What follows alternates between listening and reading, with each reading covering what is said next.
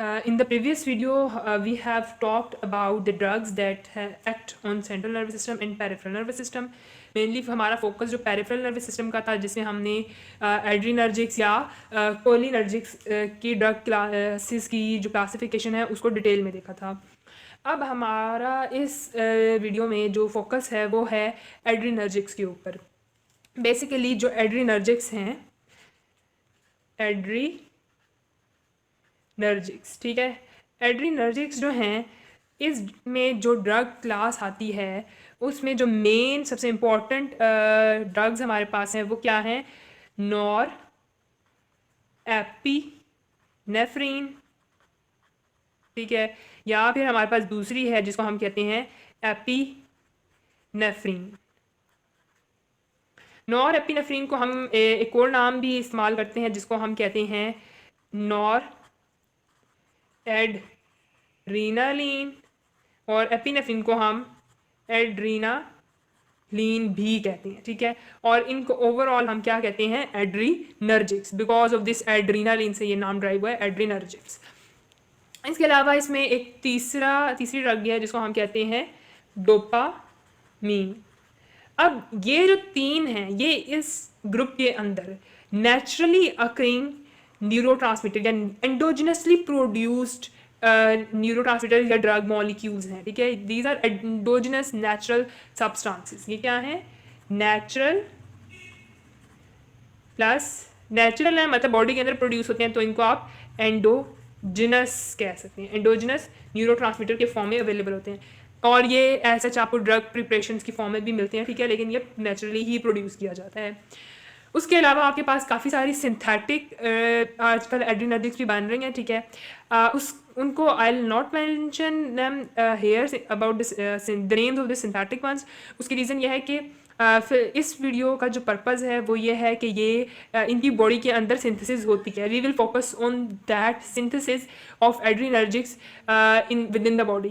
और फिर इसके बाद नेक्स्ट वीडियो जो हम देखेंगे तो उसमें हम जो है नेचुरल और सिंथेटिक दोनों तरह के एड्रीनर्जिक्स को पढ़ेंगे, ठीक है. और फिर जो यानी कि मार्केट में सिंथेटिक अवेलेबल हैं उनका भी मैं I will mention, and then we will see कि उनका क्लिनिकल यूजेस क्या हैं, ठीक है. But I am not mentioning those synthetic ones right here because I want you not to confuse those names. क्या आप नामों को याद करने में पड़ जाएं, ठीक है, कि इतने मुश्किल नाम आ गया हम इनको याद करें. No, my purpose in this video is to see how these molecules are form in the body. क्यों? और ये समझना क्यों इंपॉर्टेंट है इनकी सिंथेसिस बॉडी के अंदर, क्योंकि जिस पाथवे से ये बन रहे होंगे उन्हीं पाथवे पे जब हम बाहर वाली ड्रग्स ये हम एनिमल्स को इंजेक्ट करते हैं तो वो ड्रग्स भी आके सिंथेटिक और नेचुरल वो भी उन्हीं पाथवेज पे आकर एक्शन परफॉर्म करेंगी. सो it is important to know the basic knowledge of how adrenergics are formed within the body.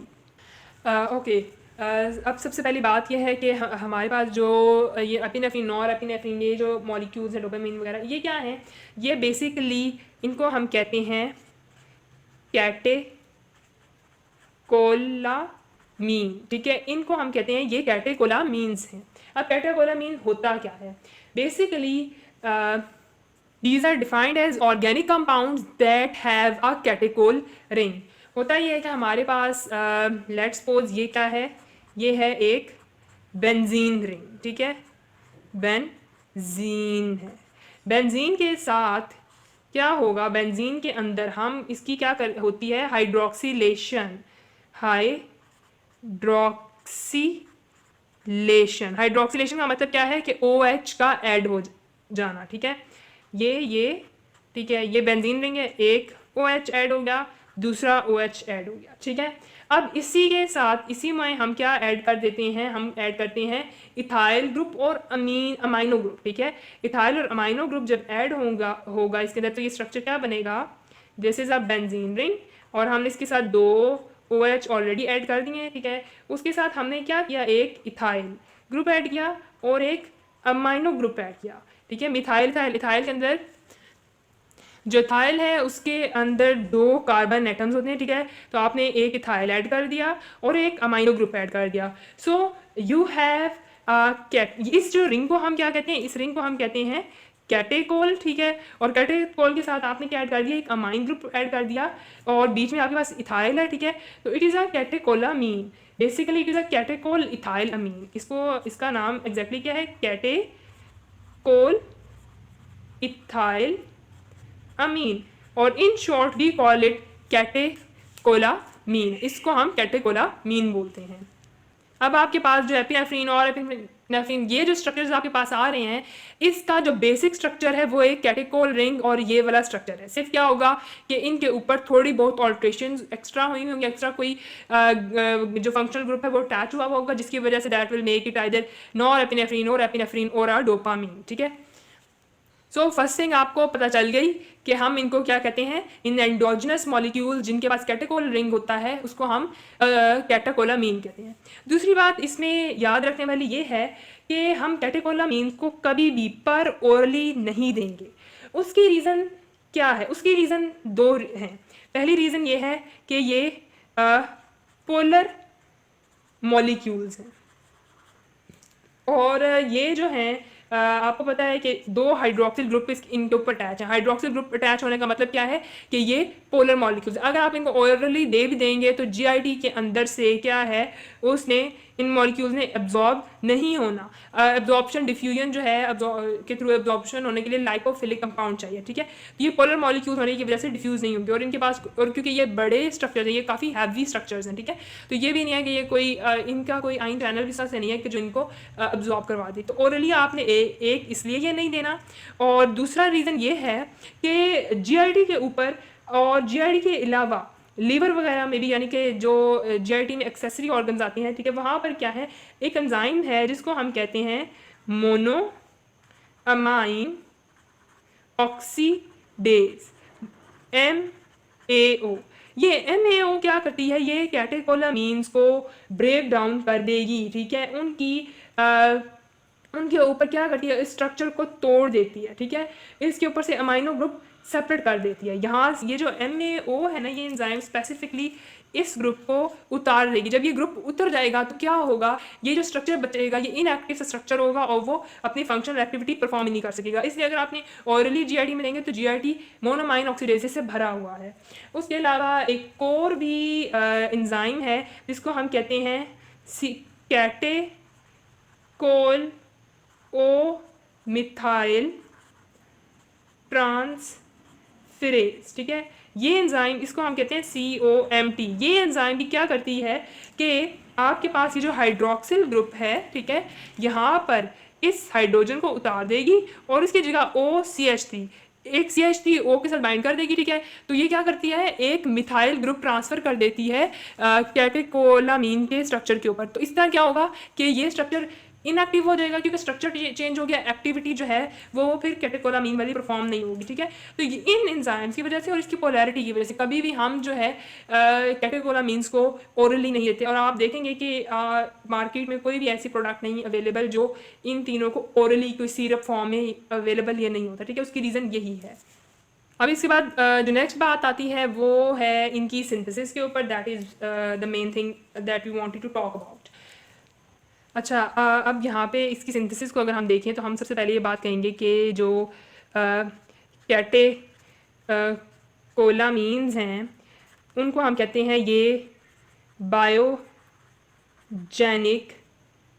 Amines हैं। उसकी रीज़न ये है कि these are amines that are derived from single amino acid and are biologically active। ठीक है, इसलिए इसको हम बायोजेनिक अमाइंस कह रहे हैं, क्योंकि ये जो फूड के अंदर आप प्रोटीन खाते हैं उस प्रोटीन के अंदर जो अमाइनो एसिड्स होते हैं उनसे ये बने हुए होते हैं। ठीक है, सो इस तरह आपको सिंथेसिस का पहला स्टेप पता चल गया है कि क्या है कि let's suppose this is your neuron, ये सेल बॉडी है इसकी, और ये समझ लें कि ये एक्सोनल टर्मिनल है इसका, और इसको मैंने इससे बड़ा कर दिया है बिकॉज सारे प्रोसेसेस जो हैं वो यहाँ पे हैं। अच्छा, ये भी वाइवा का एक बहुत बड़ा क्वेश्चन है कि जो कैटेकोलामीन्स हैं इनकी synthesis within a neuron cell body में होती है या फिर जो एक्सॉन जहाँ से स्टार्ट होता है वहाँ पे यानी मिडल ऑफ द न्यूरॉन में होती है, या फिर terminal portion of the axons में होगी। तो जो बायोजेनिक अमाइंस जो कैटेकोलामीन्स की सिंथेसिस है वो बेसिकली एक्सॉनल टर्मिनल में होती है। You should know this. उसके बाद ये आपके पास आपका क्या है, GIT है। ठीक है, आपने कोई भी एनिमल को फीड दी, ठीक है, और इस फीड के ऊपर you have this liver functioning. ठीक है, ये लिवर है, ठीक है, और this is here a blood vessel यानी सर्कुलेटरी सिस्टम वी हैव। अब जो भी एनिमल है आपका, उसने क्या करना है, उसने प्रोटीन खाई, ठीक है, उस प्रोटीन से आपके पास एक अमाइनो एसिड है जिसको हम कहते हैं फिनाइल एलानिन, और एक अमाइनो एसिड है जिसको हम कहते हैं टायरोसिन, ठीक है। ये दो अमाइनो एसिड अब्जॉर्ब होंगे, ठीक है। इसको मैं लिख रही हूँ पी एच, ठीक है, पी एच का मतलब फिनाइल एलानिन है, और जिसको मैं टी लिख रही TYR, ये है टायरोसिन, ठीक है।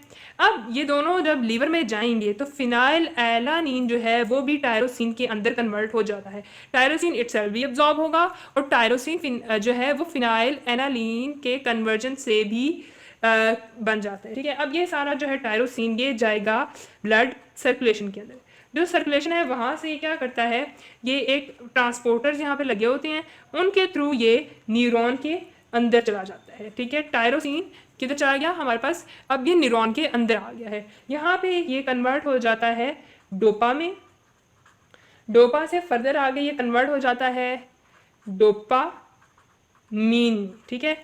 अब जब ये डोपामीन में कन्वर्ट हो जाता है तो क्या है इस न्यूरॉन के अंदर एक डिफरेंट वेजिकल्स पड़े हुए होते हैं, ठीक है। हमें ये पता है कि न्यूरोनल टर्मिनल में हमारे पास काफ़ी सारे वेजिकल्स पड़े हुए होते हैं, ठीक है।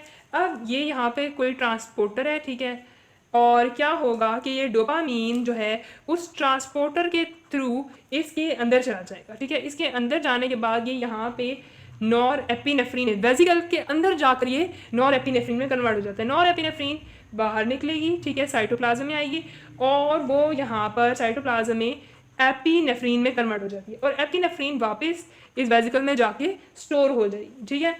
अब यहाँ पर अगर मैं like I have told you the whole pathway कि किस तरह से ये न्यूरोट्रांसमीटर्स बन रहे हैं, इसको मैं सिंपल फॉर्म में लिखूँ along with the enzyme that act upon them, तो इट विल बी रिएक्शन इस तरह से होंगे कि सबसे पहले आपके पास क्या है, ये जो स्ट्रक्चर आपको नज़र आ रहा है ये है फिनाइल एलानिन का, ठीक है। फिनाइल एलानिन जो है वो टायरोसिन में कन्वर्ट हुआ, वो डोपामीन में वो डोपामीन में कन्वर्ट होगा, वो नॉर एपिनेफ्रीन में, और फिर वो आगे एपिनेफ्रीन में। अब इंजाइम्स किस तरह से इसके ऊपर एक्ट करेंगे, इंजाइम्स का नाम याद रखना भी बहुत आसान है। वैसे आपसे कोई इंजाइम्स ऐसे पेपर वगैरह में नहीं पूछेगा, लेकिन यह है कि just for sake of knowledge we should know, और इनको इन एंजाइम्स का नाम याद रखना या समझना भी आसान है। So I thought to explain this.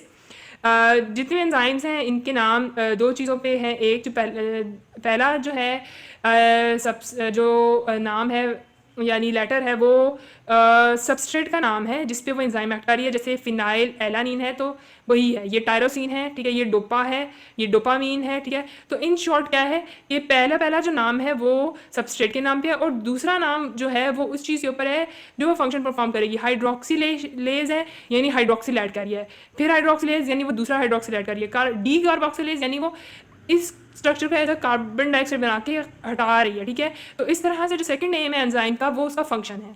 So phenyl alanine के ऊपर फिनाइल एलानिन हाइड्रोक्सिलेज ने एक्ट करके एक OH डाल दिया, टायरोसिन हाइड्रोक्सिलेज ने टायरोसिन के ऊपर एक्ट करके दूसरा OH डाल दिया, और वो डोपा स्ट्रक्चर बन गया। डोपा स्ट्रक्चर के ऊपर डोपा डी कार्बोक्सिलेज ने एक्ट करके डी कार्बोक्सिलेशन किया यानी CO2 बना के इसको हटा दिया, ठीक है।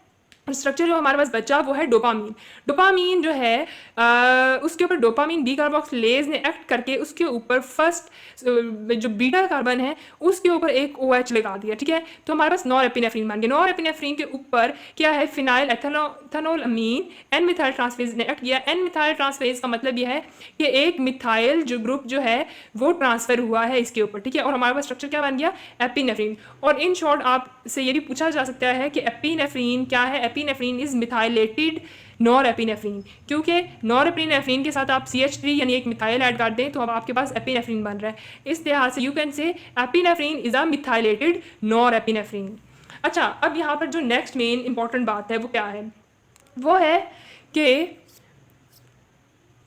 As per the substance, as per the neurotransmitter secreted from the neuron is named। यानी अगर हमारे पास 3 तरह के न्यूरॉन्स हैं, ठीक है। एक है डोपामिनर्जिक न्यूरॉन्स, एक है नॉर एड्रीनर्जिक न्यूरॉन्स और तीसरे हैं उसको आप कह लें एड्रीनर्जिक न्यूरॉन्स, ठीक है।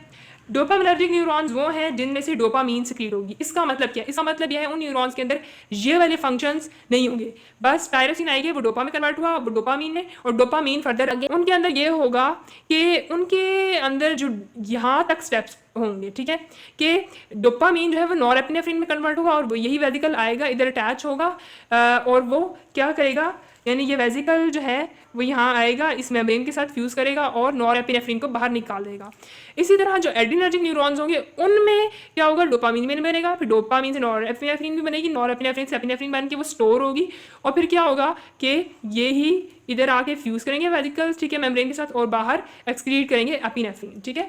So as per the neuronal types, यानी कौन सा न्यूरॉन है, ये जो पाथवे है कंप्लीट होगा। डोपामिनर्जिक न्यूरॉन्स में बस फंक्शन यहाँ तक होगा, नॉरेडिनर्जिक न्यूरॉन्स में सिर्फ यहाँ तक प्रोसेस जाएगा और एड्रीनर्जिक न्यूरॉन्स में पूरा होगा, ठीक है। बाकी ये अलग बात है कि बॉडी के अंदर बहुत थोड़े से न्यूरॉन्स हैं, ठीक है, 20% शेयर है ऐसे न्यूरॉन्स का जो एपिनेफ्रिन शेयर करते हैं, सिक्रीट करते हैं। बाकी मेनली जो एड्रीनर्जिक जो न्यूरॉन है वो नॉर एड्रीनर्जिक हैं, ठीक है।